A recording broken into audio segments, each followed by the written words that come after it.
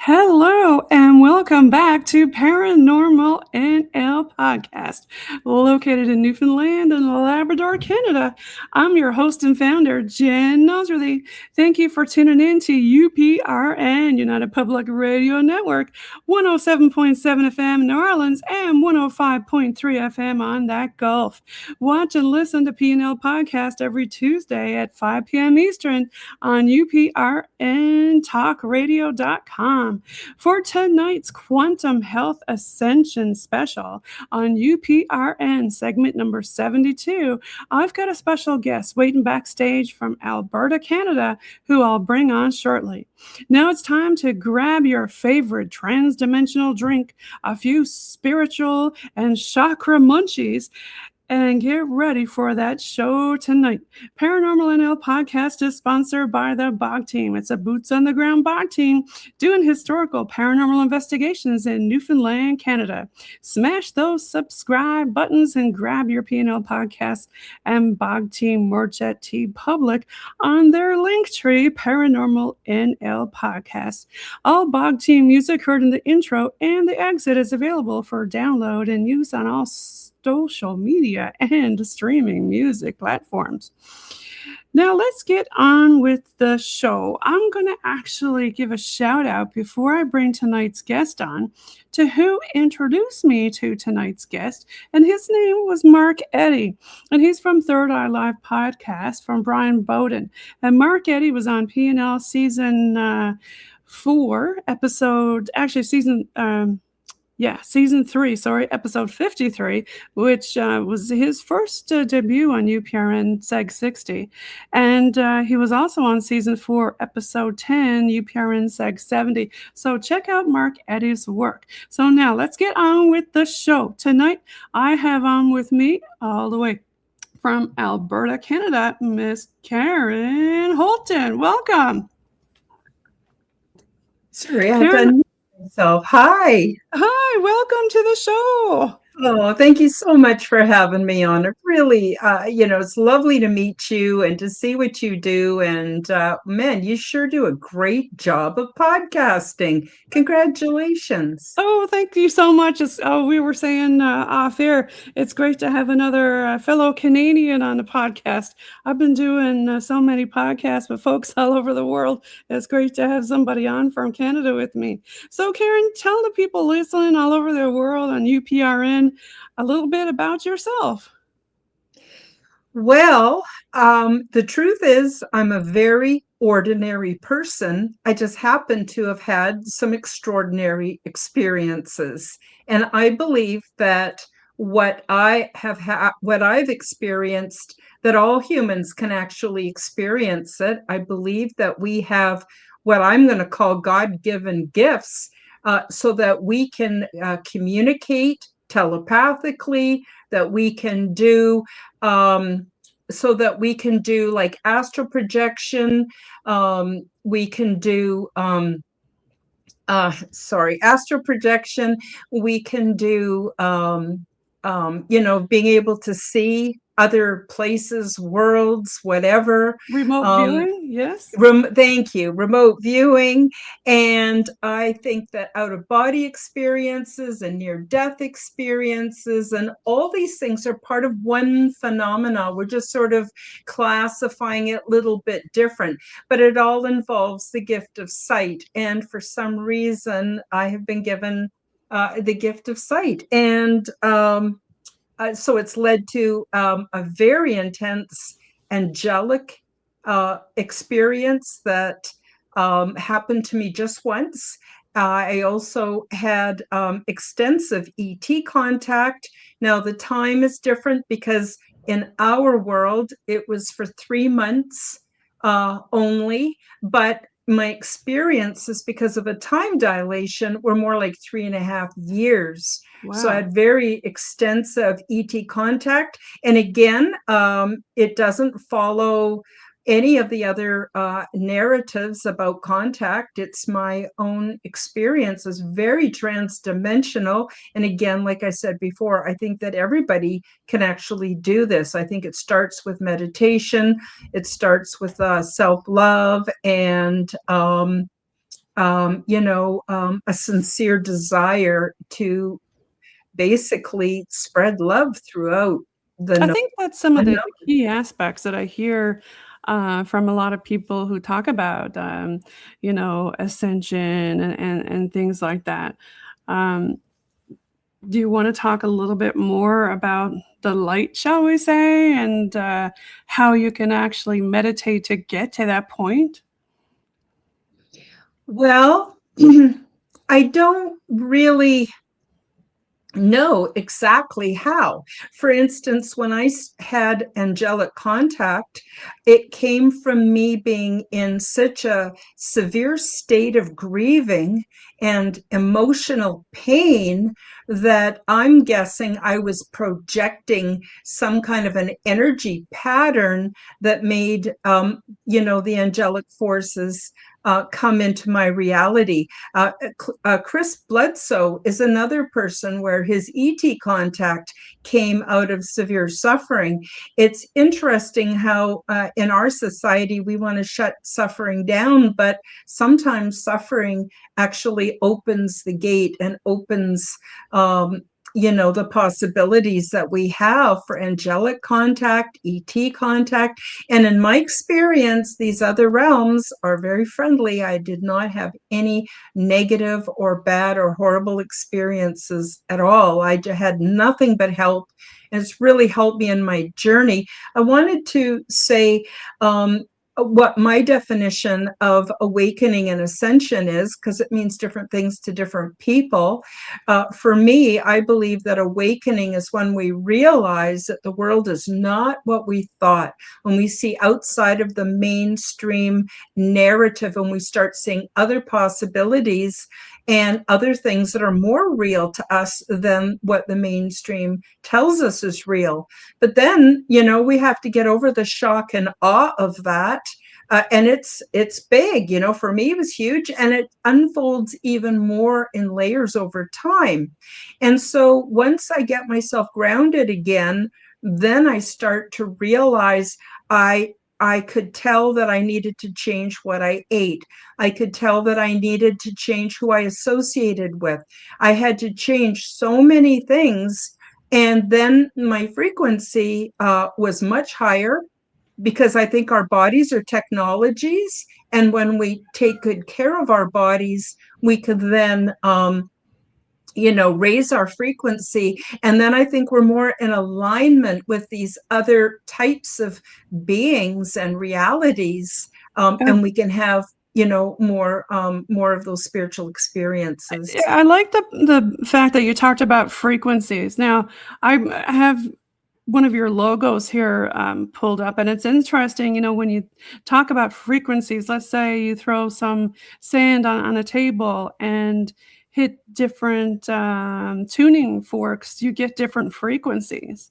So with your logo, does this happen to be any kind of frequency, or does this mean anything special to you? Well, it's first of all, it's a spiral. And I have found, whether I'm trying to improve my health or my social contacts, my social relationships, family, outside of family, whether it's about building success in my life, how I might see that to be, whatever, it starts at a point where we see no progress at all. And that's when a lot of people give up.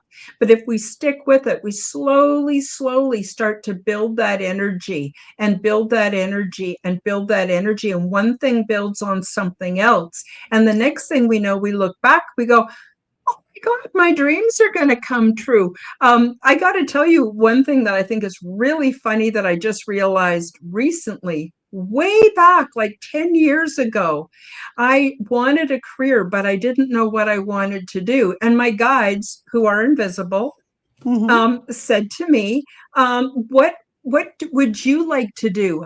What would you like to do for a job? And I said, well, I think the most perfect job would be to get paid to talk about the stuff I'm interested in. That would be so cool. Well, here I am like 10 years later, well, maybe not quite 10 years later, and I'm getting paid to talk about the things that I want to talk about. I So love it's that. really, really cool. But the thing is, people got to realize, please don't quit 15 minutes before the miracle. You got to keep at it. That's right. You got to really work towards it. You talked a lot about several different ways to do that, like alternative wellness solutions that you mentioned earlier, whether it be being with certain kind of people, letting certain kind of vibes in your life. Did you want to talk any more about your new book? Yes, I'd love to. Okay, so this could be like 6 podcasts in a row. There's so much information. So I'll try to just highlight. The book, I didn't know I was going to write a book. I had this experience. Like I said, it happened differently than most ET contact experiences. I did not have a spaceship show up and beam me up or have little grays running around. It didn't happen for me like that. It happened where I went to sleep one night and boom, I was having these transdimensional experiences. I was aboard what I call the big ship. Other people might consider it a mothership holding millions and millions of souls, except this is not in any three-dimensional space. So if you can imagine a Venn diagram that loosely looks like a daisy, and if you imagine that there's 100 petals on this daisy, and each petal represents a different realm, a different dimensional frequency, perhaps a different position in the multiverse, a different world, but very similar. It could be the angelic realms, the spiritual realms. Well, they all intersect at the center, and that's interdimensional space. And those of us who can travel into and come back out of interdimensional space, we are transdimensional. It's So I almost like started, a black hole, and you can go to different alternate forms of the yeah, parallel different universe, shall we say. It's kind of all about gravity and different dimensions, really. yeah. And it makes it possible for beings from all different realities to come and join each other and create purpose. Now, this big ship is actually almost a hospitality place where beings come, and the first thing we do is we learn telepathy. A lot of people think that telepathy is you just think and the other person picks it up. I found out it was quite more than that. I go into the lessons that I did in my book on how I learned telepathy. And it's got 4 different levels. You start off at the basic level. And the hardest part about learning telepathy was not to broadcast, it was to not broadcast. Mm. Because there are protocols in That's place how other to ones find you, right? yeah, but it makes it so that there is a nice, peaceful atmosphere. You don't want to be sharing your dirty laundry and random thoughts and all of that with everybody. So I had to learn to keep that contained, but also to be able to broadcast to maybe just 1 or 2 people within a group, or perhaps to a whole audience. So it was learning how to rein it in and let it out. That was the most difficult part for me. I caught on to the actual thought projections quite easily. That was the Karen, easier part. you mentioned something that I found kind of intriguing. Um, some people, you'd mentioned that all of your experiences were positive. You talk to so many different people. Some people have negative experiment or experiences. Some people have positive, and I find a lot more lately are having more of the positive experiences. And I do have another question about. There's a gentleman up there on the upper right, kind of looks like Hetman. Did you want to talk about that or these different images you have here? Sure. So actually, that's Bob the Gray. That's what I call him. That's not really his name because I don't know. I don't have a name. I just call him Bob the Gray, and he's cool with it. And he's not one of my spiritual guides. And he's so adorable and so different than, what we're taught about the Grays. First of all, he has emotions. He has a very high station, similar to the angels. And he helps me facilitate my ability to do astral projection or remote viewing, or he helped me to release my memories, because a lot of what happened aboard the big ship I don't really have memories for, but I do have specific certain memories that were meant to go in the book because it's meant to encourage humankind. Anyway, Bob the Gray has a sense of humor. So although he looks like what we would consider a stereotypical gray, he's kind of a snappy dresser. He wears black uh, slacks, he wears a black turtleneck sweater, and he wears this fedora. And I think partly why he appears that way to me is to make me laugh and to make me lighten up, because often the knee-jerk reaction to these beings that appear to be what we would consider grays, is scary because it's different than what humans look like. Right, right. Yeah. Some people experience fear when they see them. And I find it interesting, all the people who had positive experiences all talk about love, light, and laughter. And laughter, they talk about often, that it's very important for that, for a higher frequency, shall we say, in your energy. I Because that think that's true. attracts more positive energy. Well, what I found aboard the big ship is they all vibe on the love harmonic. So they are not millions of years ahead of us. They are at our next stage of development. So what I saw and experienced aboard the big ship, I know we can create that for ourselves right here, right now on planet Earth. Sure would solve a lot of problems. But most people on Earth don't even know what love means. They think it's some kind of warm, fuzzy affection or attraction towards another person, and it's not. Love is like a basket that holds different attributes like patience, self-control, mildness, goodness, kindness, mercy. You know what I mean? It's a whole bunch of things. I get into that quite a lot in my book because it's so, so important. Once people realize what love means, it's a chore to actually exercise love. It doesn't just mean being patient for an hour or having self-control one time. It's like juggling these different attributes that we need to get good at and have all at the same time.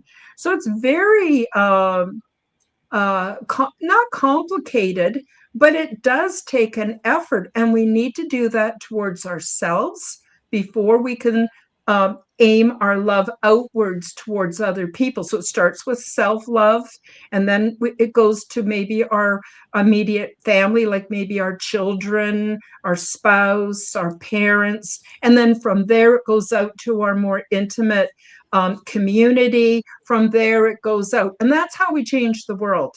We become the change we want to see in the world. And it's so, so important. And I got to tell you, it's a wonderful clarifying tool too, because you can just see through all the nonsense that we're seeing on mainstream and alternative media. Really helps us to see what's important, what's not. When we're focused on these more important things, we're raising our frequency. As you mentioned earlier, it has a cymatic effect on our bodies, on our whole reality. It's very exciting to understand all this. And the power of positivity. I mean, that's a common thing that shamans use for centuries with health. Absolutely. I pulled up a little bit of your link tree there, but we'll get Thank you. into that more later, because you're a jack of all trades. I mean, you haven't really talked about everything that you do yet.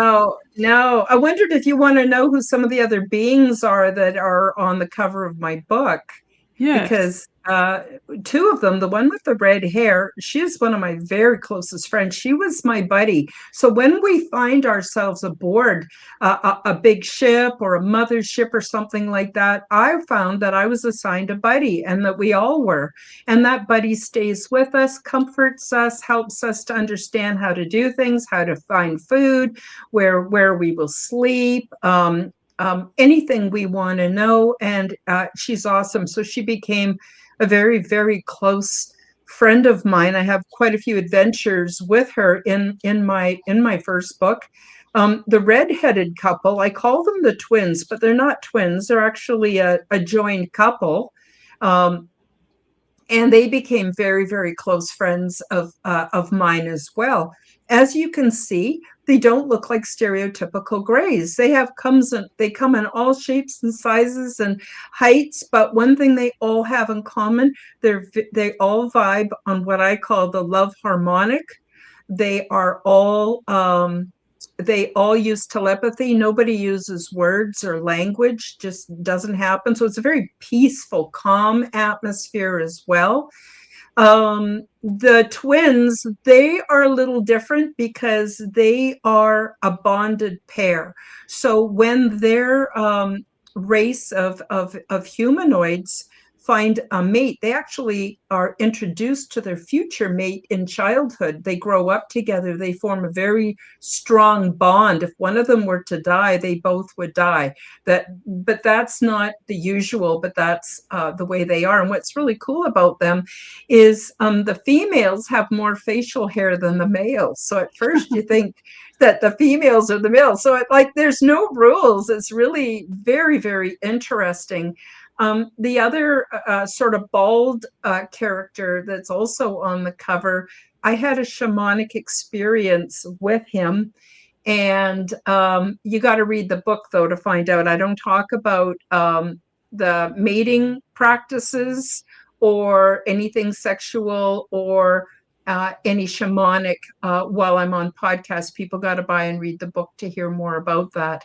But I go into great detail. There's nothing forbidden there, and it's more rational and reasonable than what you might think. Yeah, it sounds like very interesting. We talked a lot about the different frequencies and stuff in love. Is there a specific love frequency that you can describe? Well, as I mentioned, happy, colorful colors too. That was my logo actually from last year, but I've just done new ones for 2026. No, I would say that love is it is a vibrational frequency. It absolutely is. And it can involve sex, but it certainly doesn't have to. Mostly it does not. Mostly it's about being kind within and having the self-control to make the changes that we need to make to hold the higher frequencies. So as I mentioned, slowly over time, I became aware that the certain foods I was eating did not agree with me, probably don't agree with anybody. I started to find out the difference between real food and food like substances and how they affect our mental health, our spiritual health, everything, how important sleep is, how important sunshine and fresh air is, how important it is to exercise, but that doesn't mean you have to go to the gym and have these heavy duty workouts. Just a walk, in the woods or a walk around your neighborhood is amazingly beneficial. Every little tiny thing we do. Remember, we talked about the spiral in the beginning. We don't see much of a difference. Go, well, why am I giving up this, that, and the other when I'm not really seeing any difference? But you hang on and you really start to see a difference. So, in some ways, I'm more functional. I'll be 70 in a couple of weeks, and wow. I'm more functional than I was when I was 35. And I think it's the frequency, the cymatics of it all, and also the contact, which keeps me buoyed up emotionally, makes me very happy. I think a lot of people are realizing that now more than ever. It seems like the whole world is kind of holding their breath. They kind of sense like something's going to happen, but they don't know what. And everybody's trying to do better.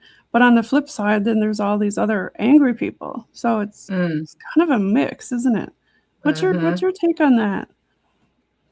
I think there's a splitting going on between high and low frequency. I don't think people are good or bad. We all hold, what we would consider good or bad. We all could do better one way or another. And other ways we're really should be really proud of ourselves for how good we actually are. But those that are peaceful and loving and kind and calm, they're such a joy to be around. Thank God for an online community where I've been able to make many friends, and it really, really sustains me. And I do a live chat, which builds community. And I've got a moderator and other people in my live chat that are regulars. Oh my God, they're so kind to everyone who comes into our chat. So I know there's a lot of us out there, but I cannot be around people who are angry and judgmental and racist and nasty. That's the other thing. Aboard the big ship, they have no concept for racism, none. Yeah, And so I had to beings put fall on in our love with group each that other. we're actually a safe space by Safe Space Alliance in our Nice. Facebook group, because having a safe space, I think, is really important for a lot of people nowadays. Because you talked about the low frequency and the high frequency. Sometimes it's hard to find the right frequency. Mhm. Yeah. It is. But when we become, like I said, the change that we want to see in the world, what happens is we attract other people that are of similar frequency. So that's not just humans, that's also angelics. A lot of people don't know you can call on your higher guides, your higher self. There's a one of me that's on a higher dimensional reality who can help me, knows me better than anybody or anything. We can have positive ET contact. Um, I'm telling you, it's a completely different reality, and I would never trade it for anything. And it's great that you talked about earlier, having your community that you mentioned with your live chat. Now, this is a pre-recorded, but we do have a live chat watch party. So I'm thinking maybe sometime in 2026, I'll do some more or some live shows on UPRN. But that does create a big community. And you want to talk a little bit more about your podcast? Sure. So I actually have 3 podcasts. I have the Aliens and Angels podcast, and that's all things to do with ET, aliens, angels, or anything within that realm of reality. And so those are kind of for people who are not shy about, their experiences, people who really want to come together and share their experiences. I often have them as guests on my show. Sometimes I will have the regulars from the live chat actually come on. We'll do panels and things like that. And that's for the really out there stuff. I have another podcast that's on Sundays at noon Mountain Time. On Wednesdays at 1 p.m. Mountain Time, I have the Quantum Guide Show. And then I get to interview all the people who I find are very interesting. So I've seen other podcasts on YouTube, or just different people I've heard about. Some of them are developing new ways of healing, new ways of doing energy and energy work. Everything from astrologers to just the most cutting edge, where I would say technology meets psychology in a way. And I have all these really, really interesting people. So I get to meet them. I get to develop a relationship with them. I get to keep them as my friends, and I have them back often on my show. It's so wonderful.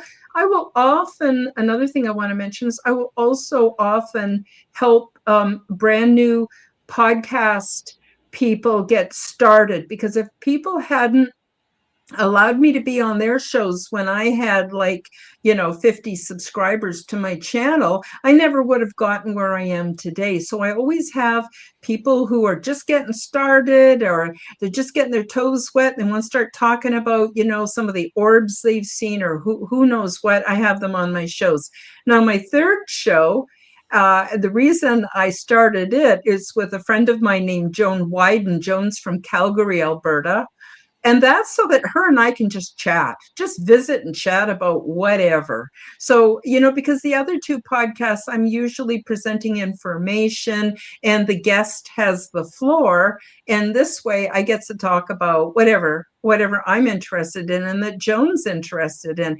And it was really interesting. We did a podcast very beginning of January, and we both have the ability to be precognitive. We see things that are coming. But her and I, we never consulted when we did the show together, and it was really interesting. Our predictions for 2026 were very closely aligned. Oh, tell me some. Yeah. So, well, basically 2026, there is going to be a real, like the teeth of a saw. It's going to be up and down, up and down, up and down. It's going to be like being slapped on one side of the face and slapped on the other with the kind of stuff that's coming out in 2026. But the main thing that Joan and I both saw was that if we take really good care of ourselves and the beings we love, that for me includes my cats, Yes. we'll weather the storm. And on the other side, there's going to be a whole new awakening. And we're very excited about that. We don't know exactly what that looks like. I see different timelines, but just because I see a timeline doesn't mean that it's going to come true. And you know what I mean? There's so many variables, but it's all very, very exciting as well. Yes, there's so many different predictions that people have had for 2026. It'll be interesting to see what pans out. Mm-hmm. Totally will. Now, I So, think you have some prisms and things like that. Did you want to talk about those? oh, yeah. So, I'm not a rich woman, and not necessarily don't think I really want to be, because your world changes so much. But I got to the point where I was doing a fair amount of screen time, and I found that the energy from my computer was making me really tired.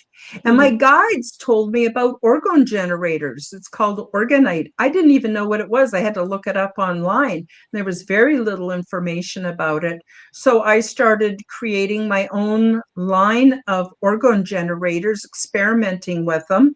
I definitely found a difference. People who buy them from me also notice a difference. And what I do is I just encourage people to try them. They don't have to buy my orgone generators. You can even make them yourself.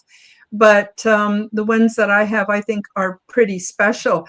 So they don't just help purify the ambient energy around us. It also helps purify the atmosphere in other energetic ways. For instance, your plants become healthier, your pets become healthier, and also it clears the negative energy. If we've been in contact with people that are really negative, you want to clear that out as much as possible. So I've got pyramids and I've got discs, I've got all different shapes. And I started selling them from my website to try to generate enough funding to help me pay for my StreamYard, my YouTube premium, equipment, cameras, whatever. You know how it is. It's like it seems to never end with the expenses, right? Right.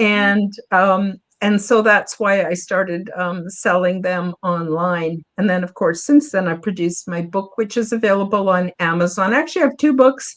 The first one is all about my transdimensional experiences with ETs. And the second book, there's some of my orgone generators. See, I have a line even for pets. Pets love amethyst. Amethyst is very soothing to people with pets. And I've got all different shapes, and I've made so many YouTubes. I've got a playlist on my YouTube channel Did with you want me to play this or? um Probably, I don't know. I don't even, I don't, You don't remember? probably not, because we want to talk about other things too. But people, I encourage them to go to my website and check them out and see if they get a feel that they want to try them or not. Is up to everybody. No, But you were talking about your books. yeah, we're talking about my book. So my second book is a little bit different. And, actually, I published my first book in December of 2024, and it was so much work. Oh my God, I couldn't believe how much work it is to all the editing and everything. I do everything myself. Like I said, I'm not a rich woman, right? So then over Christmas 2024 to 2025, I started getting this overwhelming urge to produce images of what we would consider the grays. And I was surprised because I used an old model, that was basically a free version of it. And I was shocked at how in sync it became with me. So it's AI, they are AI generated, but I was surprised how in sync with what I had in my mind that it was able to produce. So I produced hundreds of these images. And then in January, I got the call from my guides that I needed to produce a book. And I went, well, I don't really know that much about the grays. I haven't had, except for Bob, I haven't really had experiences with them. So I decided to invite my friends to each write a couple paragraphs and submit an image. So here I have Dolly's. I don't know if you can see that, Dolly Saffron. She wrote a section, and she submitted a picture of Mama. And I took, so anyway, 7 different people who have had extensive contact, more than me, with the grays, and I included that in the first 2 chapters. Plus, Okay. I included all the details about me and Bob the Gray, and also about being on the big ship and the diversity of the beings there. Then all the chapters after that, there's over 250 images, and they're all of beings who we would consider to be the stereotypical grays. And grays aren't actually even gray. What it is there are many different family races, places, different planets of origin, different dimensional places of origin. They may not even have anything to do with each other, but what they all have in common is their skin doesn't reflect, it doesn't have the pigment to reflect the colors that we see on this very limited spectrum with our eyes, what our rods and cones or whatever can pick up. And so to us, they all appear to be gray, and we just group them all in together. Some of them are biological, what we would consider kind of like robots. Some are very human-like. And so I divided it up into chapters with hybrid children, females, males, human-looking grays, stereotypical grays. And then I even have a section I affectionately call the Grays family photos, where it has little families, and they're really cute. And the purpose of this book was to reduce the fear, because it's only a matter of time, very short time, probably 2026, 2027, where these beings are going to make their presence known. And when you see them on the news and stuff, if you've already flipped through this book, shared the images, maybe with your friends or your children or whatever, and you see on the news, 6:00 news, oh, these are the whatevers, and they're here. And you're not going to be freaked out. You're going to go, yeah, I know that. I saw those, in Karen's book. And it's to reduce the fear, because as soon as we reduce our fear, what happens is we still have our critical thinking skills. We stay grounded, and then we can't be messed with the powers that be, who want to trick us or fool us or get us involved Project Bluebeam. Yeah, What's your thoughts about that? exactly. So the more you know, the less triggered you will become. And so that was why the second book came out. Yeah. Yeah, a Transform. lot of people are expecting something, whether it be 26 Mhm. or 27, but some kind of alien contact. And I wonder, is it related to so many different countries going into space? Yeah, it could be because China and India are real gung-ho, especially the dark side of the moon. Mm-hmm. And I don't know about you, but I want to see the pictures. I want to see what's going on up there, because I don't think the moon is a natural occurrence. I think that it was constructed, put there for a purpose. And oh, there's so many people who have gone out with their telescopes or even their phones and Have you shown tried all kinds of, to remote view the dark side? well, there's that too. I haven't done that, but you could, yeah. Do you know anybody who's remote viewed other areas that you're interested in? Well, I don't know, not specifically. I got to tell you, I'm keenly interested in a lot of podcasts. I learn so much from watching podcasts, and I try to watch stuff on Netflix or Prime, and it's like stupid. I'm sorry, except for maybe Fallout. Fallout is interesting because to me it says if the Agenda 2030 comes to pass, the so-called elites that are going to go underground, I can see, I don't know why, I just feel there's a strong parallel between the Fallout series and what they might expect to find out in not the utopia that they're all looking for. So I thought that was kind of cool. But no, there's not a lot that interests me. So I stick to, the paranormal and all the stuff I'm really interested too in how the megalithic sites were created, from the pyramids to the megalithic sites in South America, even those old cathedrals. I don't know if you've watched a podcast called My Lunch Break. The guy's brilliant at doing research, and he found out those Romanesque type cathedrals are all over the world. They all look very similar. Well, they're much older than what we've been taught. And yeah, so it makes you wonder about this carbon dating that we have. Like, how accurate is it really? Yeah, how far do we know the world actually goes back to? Is that accurate? I mean, look at Göbekli Tepe. Like, how old exactly. is it? You know?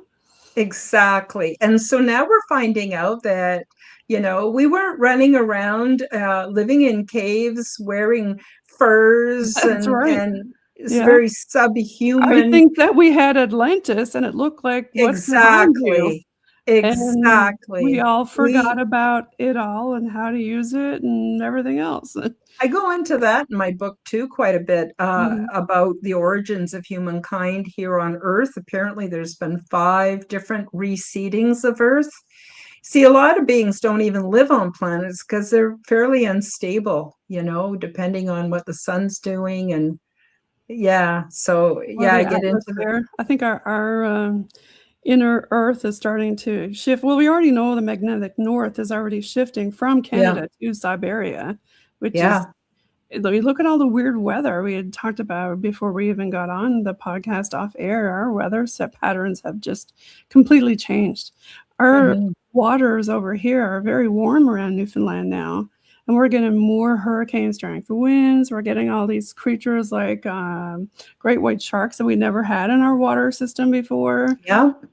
Has there been many changes out in Alberta that you've noticed when it comes to like a wildlife standpoint or atmospheric conditions that's changing things? I can comment on the weather, but to be honest with you, I don't get out much because we have about 6 months worth of snow here and cold, and I don't drive. And if it's icy out there, which it often is, I stay home quite a bit unless I have a ride somewhere. But I noticed when I first moved here 9 years ago, I'm from the BC coast.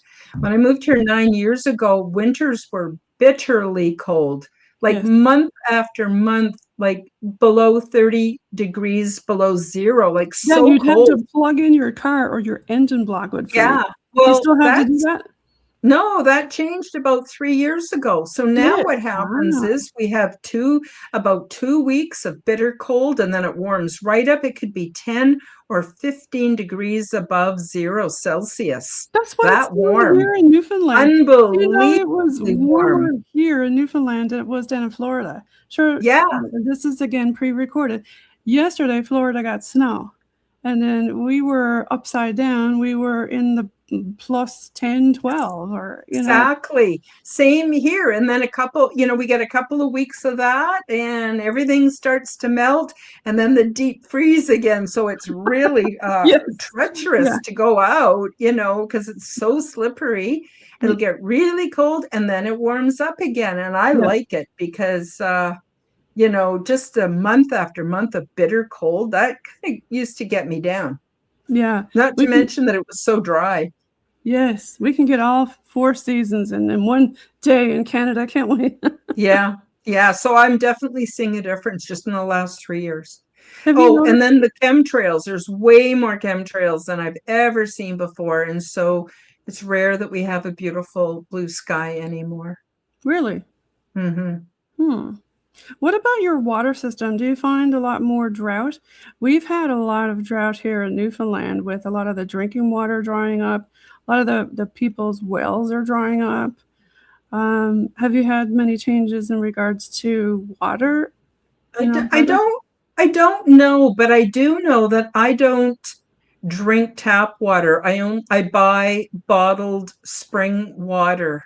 Okay, It's yeah, full me of too. delicious minerals. It's really quite lovely to drink because Yeah, when you think about it, Alberta is mostly farmland or oil wells and oil rigs and tar chemicals. sands, and all of that is very toxic. Farming is not what it used to be. It's mass factory farming with chemicals. Mm. All of that runs off into the rivers, and it's the rivers that supply our water.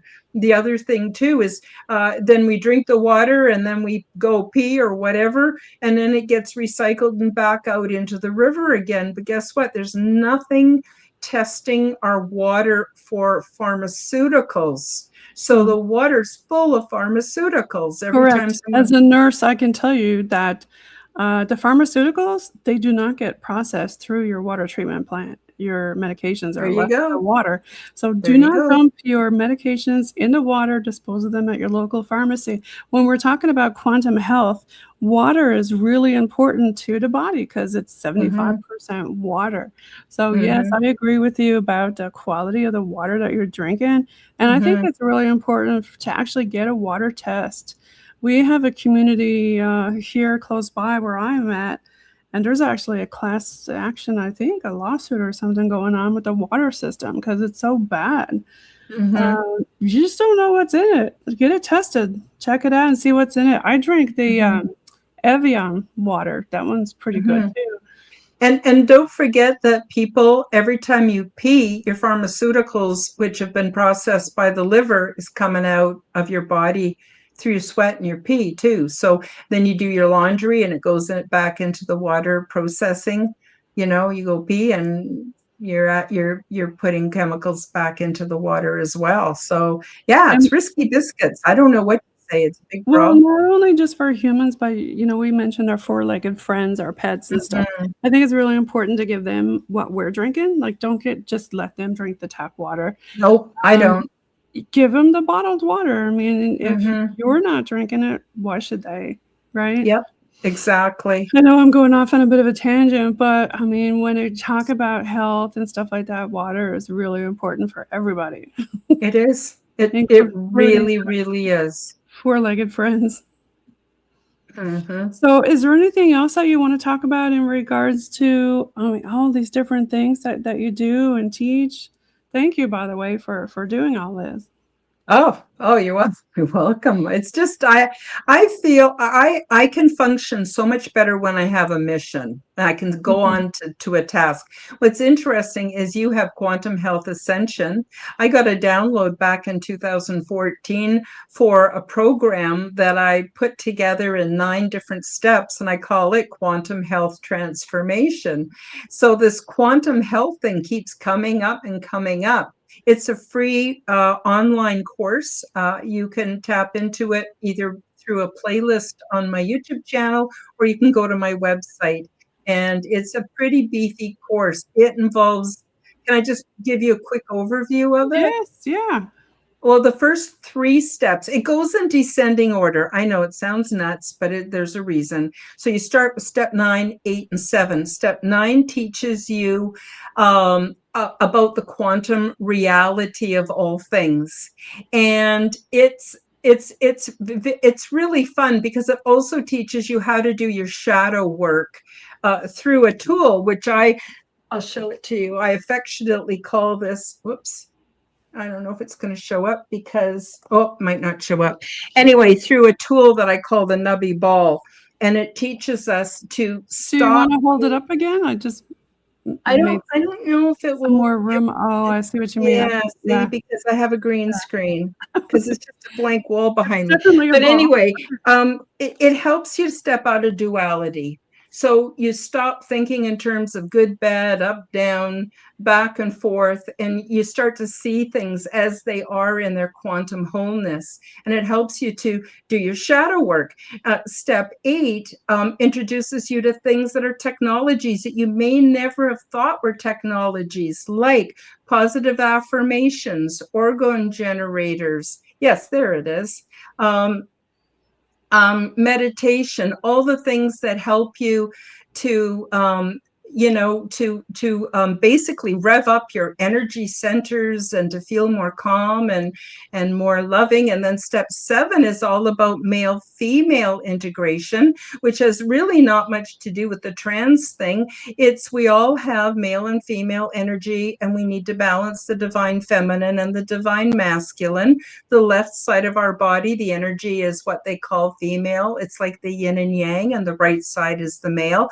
So how to do our male-female integration, because, as soon as we get away from the stereotypes and we start to create our own balance in our lives, we feel a lot better. So that's the first 3 steps. It's about opening your mind.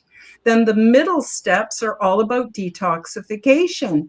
So step 6 is actually broken down into 3 different programs. One is external detoxification. So it teaches you about all the chemicals that are in shampoos and toothpaste and cleaning products. And I give recipes on how to make your own natural, healthy everything. And it costs pennies. So you're going to save yourself a whole lot of money. The next part of step 6 is internal detoxification, where I explain the difference between real food and food-like substances and the different ways that we can eat to help improve our health and detoxify. Then I get into emotional detoxification, because all of our emotions are meant to work for us, not against us. And then in step 5, step 5 is all about food, and step 4 is how to detoxify from the construct. So we've been born into this world, we've been programmed to believe this is how it is and this is how you have to do things. But when you realize how energy works, and you've already done all the other steps to step 4, so you understand about the quantum reality, everything, you can start making different choices. And then once you've done all of that, so now you've opened your mind, you've detoxified on so many different levels, then step 3, 2, and 1 are advanced spiritual tools that help you to learn really powerful ways to manifest what you want out of life. Spiritual exercises. Remember I mentioned what love is? Well, step 1 is all about breaking love down into all of its components, why we want to practice them, and how we can do that towards self and then others. And then there's the conclusions. It's a pretty beefy program, really. I mean, you can't just do it in a weekend. Really interesting, Karen. And it's free. It's absolutely free. And you can buy the PDFs of each lesson. They're available in my shop. They're $3.99 each. Or are they $2.99? I can't remember, but they're only a couple of dollars. And that helps me to generate a little bit of funds, to help pay for everything. And but you don't have to order the PDFs. You can just go through the program. It's all done in videos. So you just sit back and watch a video and then, you want to make notes or what you want to So if work you on. want to find this information, it's Karen Holton healthcoach.com. Mm-hmm. Again, that's Karen Holton healthcoach.com. And she has a plethora of information on here for everybody. And a lot of people are talking about, in the new year, detoxification and Mm-hmm. wellness and quantum health and ascension. It's all everybody's talking about all of these things. So we didn't get to delve into it as much as we really wanted to, but I mean, thank you so much for putting all this together. It's, you wouldn't believe how much work it's been, but it's not, I don't look at it as work. It's my mission. It makes me happy. I get such a terrific sense of accomplishment and feel like I'm becoming the change that I want to see in the world. And I'm inviting other people to come with me, and we can change this. Seriously, we can change how everything is done on this planet, and fast, if we just learned the true nature of reality and stop giving our power to other people. So I'm a firm believer that we need to look within for our inspiration and our guidance.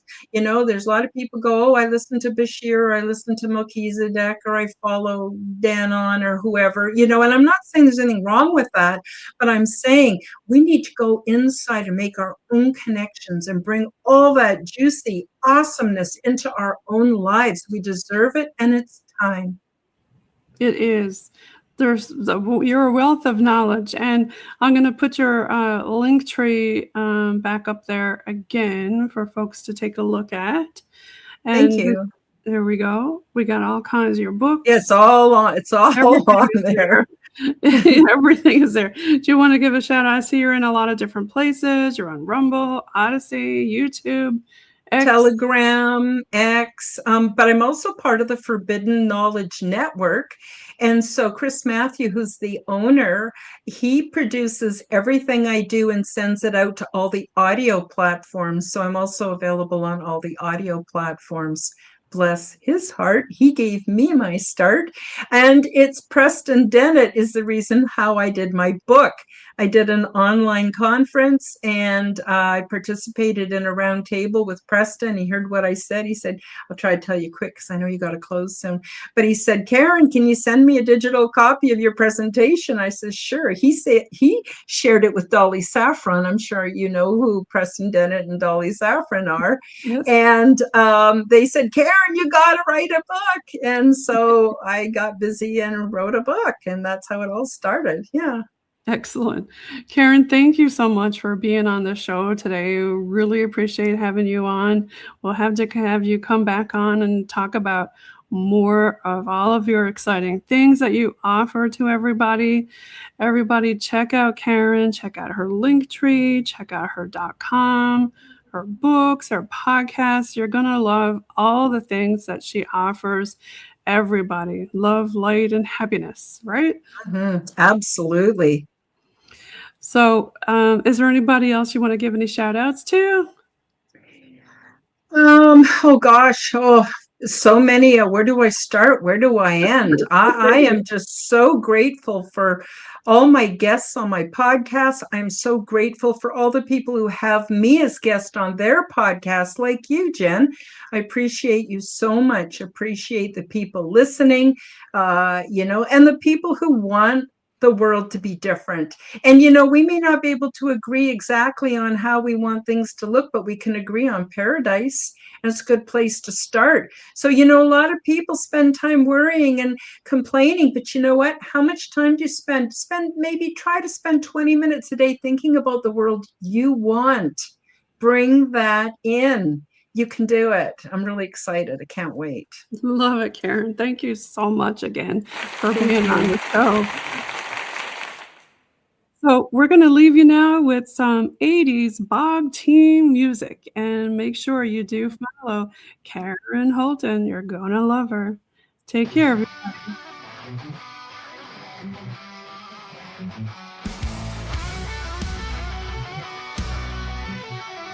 On the ground, we hunt in the dark, chasing shadows where the whispers start. in the midnight.